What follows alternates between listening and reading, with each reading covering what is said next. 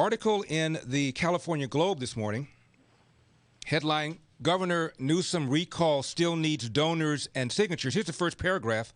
While the chances that Gavin Newsom, the governor of California, will face a recall election are greater than ever, those chances are diminished whenever anyone says the signature gathering campaign has been successfully concluded.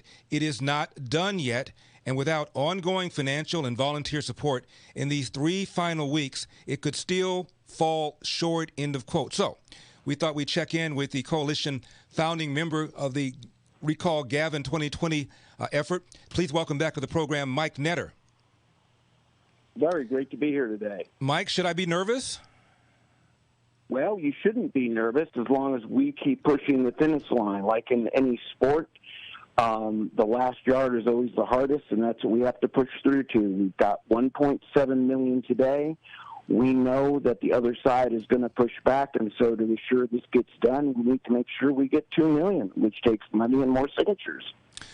Last time we talked, Mike, we talked about who might be the person that people vote for to succeed Gavin Newsom, assuming Gavin Newsom is recalled. One of those names has been floated is Rick Grinnell. And Rick Grinnell, in this article anyway, seemed to be irritated that people were floating his name when the signatures had not yet been gathered to confirm that we are, in fact, going to have a recall election. I think that's fair. I think a lot of times we're putting the cart before the horse. Again, the recall's job is to make sure that we get the initiative on the ballot, Larry. And I think everybody's talking about who's running for governor, and the mad scramble is really going to begin after March 17th and really April 17th when all our signatures get certified. How nervous, how scared is Gavin Newsom, Mike Netter?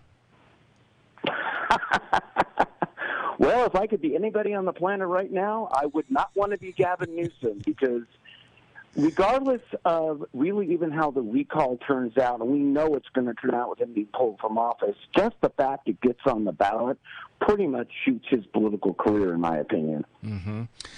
Mike, excuse me, as more and more Californians get vaccinated, as more and more people go back to work, do you think some of the steam will fade from this effort? Absolutely not. I mean, here's the reality of it. All the COVID cycle did is accelerate and expose Gavin for the bad governor that he is.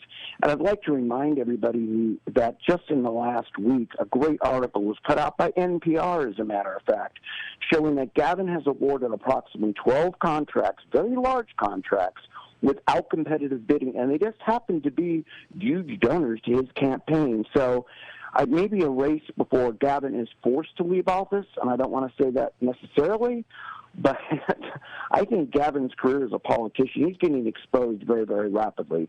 People don't have short memories when it comes to all that Gavin has done in the state.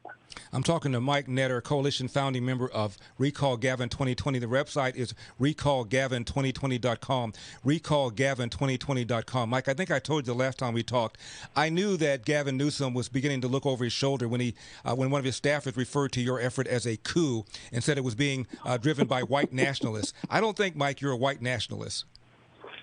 Absolutely not. I'm beyond middle age, Larry. I'm 64 as of Wednesday.